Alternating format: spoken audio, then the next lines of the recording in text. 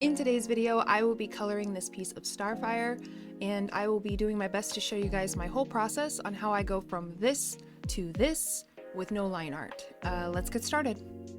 Okay, so I'm first going to go through and get all of my base colors laid down, kind of get those established. But really quick, I do need to change the background. I was thinking something like that, and then I'll figure out kind of what else I want to do with it. But we'll go from there. Typically when I do this, I don't really care too much about keeping everything in the lines because I'm just going to end up merging everything together anyways on like the main subject of my piece. A little bit later on into the progress of working on it, and then that'll allow me to go through and clean up the edges a little bit better, so you don't need to worry about keeping everything neat and tidy during this part of the process. So I'm going to start doing like a little bit of base shading on the hair, just to kind of get me started here. And this is still on that layer that's underneath my sketch.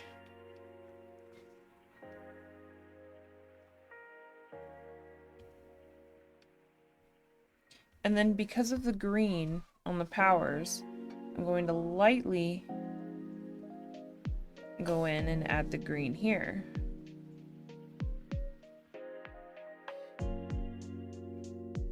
I'm not using a ton of pressure.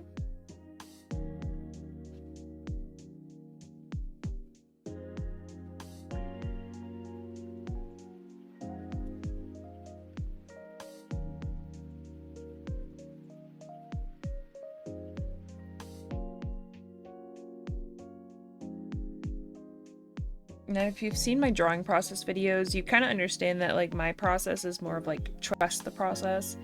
So bear with me, okay? It's gonna look rough before it gets any better. But now that I have this green established here, I'm going to go ahead and kind of add it into like the shine on her outfit while I'm here.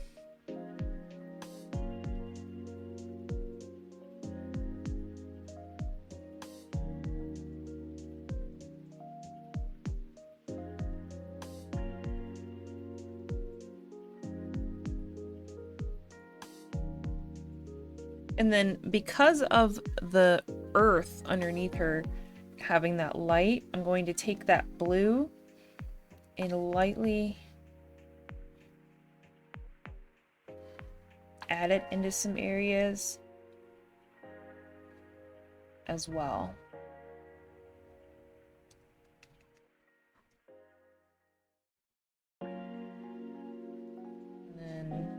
Kind of just adds that like extra immersion, I guess, when I do it that way. And that's why I like kind of going in just really lightly with like the lightest color from whatever is resonating that light, and then I like lightly do it, like very light pressure, and then I color pick that color that it's creating, and then I use that color to help blend it out. Does that make sense?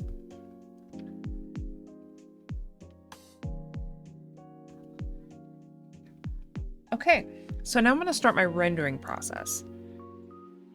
Now I'm above my sketch layer and above the base colors, and I'm going to start my rendering process. So I usually start with the eyes first, and then I kind of move out from there.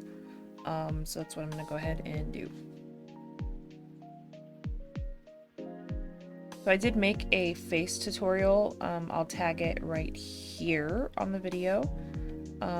And I'll also link it below if you want to watch that. But it kind of goes a little bit deeper into my rendering process on how I do faces, if you want to give that a watch if you have not already, in case you might find that helpful or interesting for you. But as you can see, I'm just going through and like covering the bits of the sketch that I don't want anymore. I don't want anymore. Most of the time when I render faces, it's just a lot of different varying levels of pressure with the same brush. I use the paint wisp brush a lot because I really like the texture that it leaves behind. I think it leaves behind a really nice canvas texture, and I think it looks a lot like skin. Like, I really like that type of texture that it leaves. But I'm using different varying levels of pressure and then color picking those different kind of colors that it leaves behind to kind of help smooth out and blend. And then just kind of laying down shapes and chiseling and cutting out what I do or do not need within the face, or really within anywhere on the piece. Then using smaller brushes to help tightline and specify certain things and differentiate subjects on the face. I'm just going in now and drawing the lip.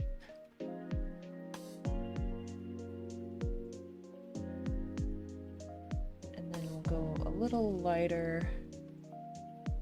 We'll just give her some teeth. I'm not gonna like...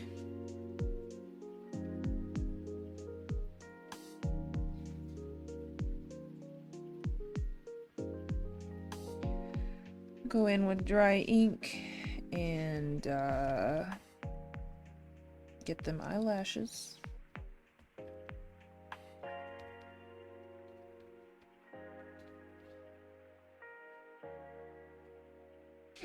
So here I'm using the dry ink brush to put in the pupils, as well as kind of help fill out the rest of the eyes.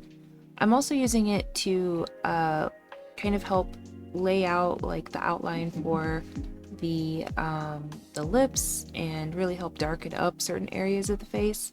So what I essentially do is like I use the dry ink brush, and then I use like the colors around what I needed the dry ink brush for, and I help chip away at like the little tidbits of the dry ink brush that I don't need. Again, continuing with the same methods that I use with the other brush, just with the dry ink brush, but this gets it like a nice like tight contrast around the piece, like a nice contour around the piece that I really like. And it's faster than doing like stereotypical line art, I guess. I don't know how to explain it. Like, it's not line art, but it's like line art. I don't know. After completing the face, I usually go through and begin a little bit of like a color blocking, where I kind of just go through with the like paint wisp brush, and I just kind of start to fill out sections where I know like the shadows would be, where I know the light would shine. This is just how I do it. I know that I'm not very good at it. So, this is just kind of my process. I'm kind of going through and just blocking in colors and mixing and color picking and erasing and cleaning up on the edges as I go. And then I'm refining slowly. So like as I get further in, I start to kind of refine the details. And at that point, then I would go over it again with like the dry ink brush and begin rendering out everything and making it look all pretty.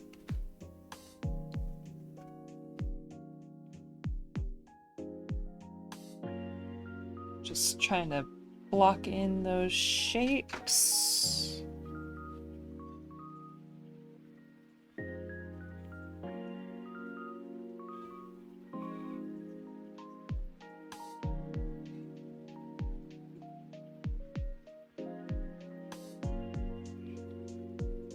It's just very loose, you know?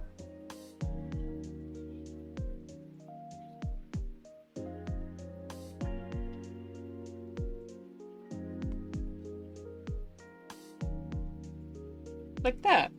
And then it just kind of starts to come together. Does that make sense?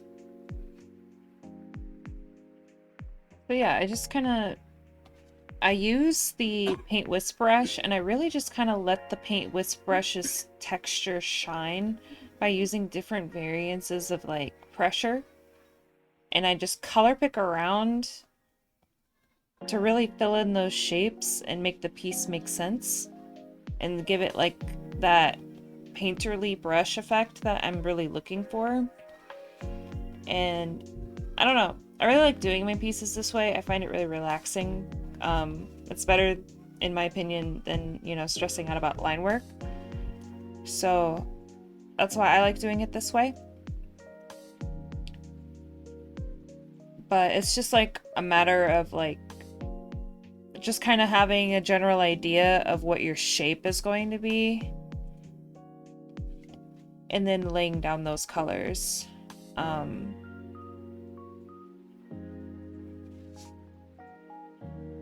And you know, going through and knowing what needs to be more cut away and more like cut out versus like what can stay nice and like paint strokey and have that texture to it, so that you can kind of add variances to your work instead of it being stagnant and having like the same texture throughout.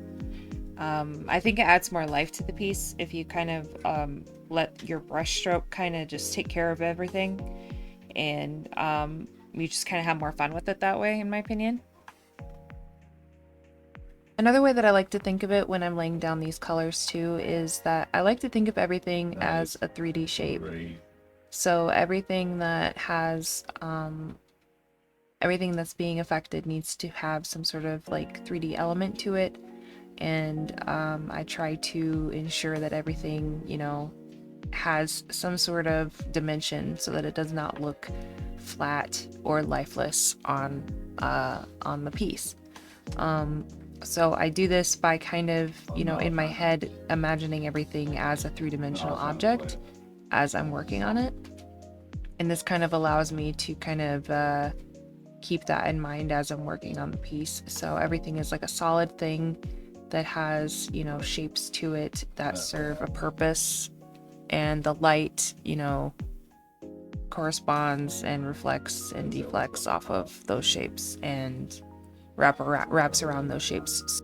So I'm keeping that in mind as I'm laying down these colors, and then that allows me to you know, have more fun laying down the colors and be more free with it. And I feel like that allows it to kind of have more life. And now I'm to that point where I really don't know what else to say regarding my process that could be new, without like repeating myself, unless you want me to cover anything specific. So I guess I will kind of speed up the rest of this process a little bit faster, just so that you guys can watch how I finalize my pieces. You can kind of see that I'm going in with like darker colors to kind of help tightline certain things. And you know, if I need to fix anything, I just kind of erase it right off of the layer, because I'm working on one layer and I have been for a while.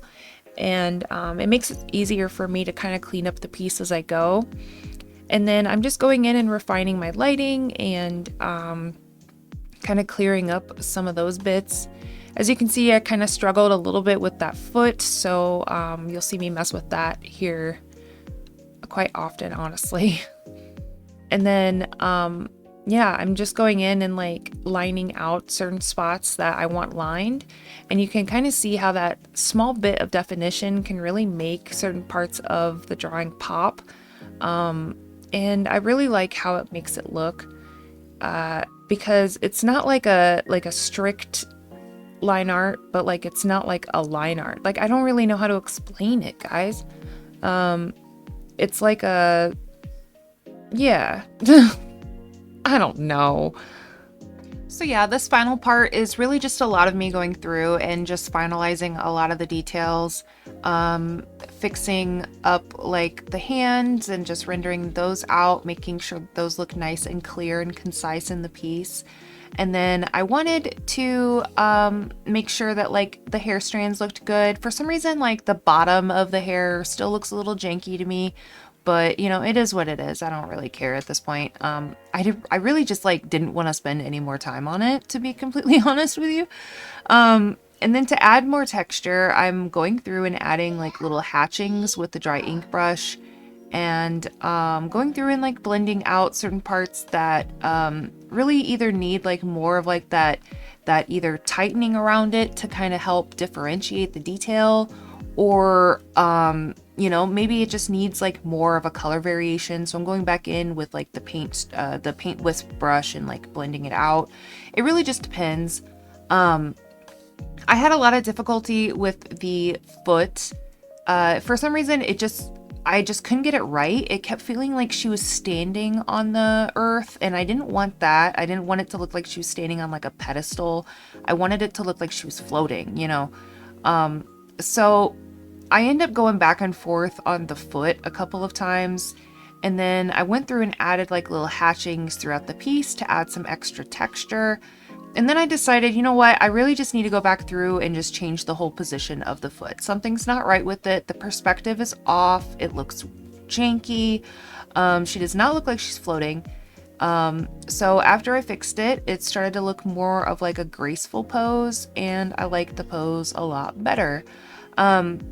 And then I just went through and added like some little wispies around her, like power wispies. I didn't really care that it'll probably affect the actual direction of the light. It's the end of the piece. It is what it is. And then I just adjusted the curves, and you know, this is the final piece. So I'm very happy with it, and I really hope that you guys enjoyed this whole drawing process with me. I hope that I was able to show you guys enough of my process for you guys to kind of gain some information out of it. My goal here is to not gatekeep and to provide as much information for my fellow digital artists as I can, because my goal is just to be helpful. So if you guys want any more help on anything, if you want, if you have any specific questions or anything like that, let me know down below. I'll be happy to answer them. And yeah,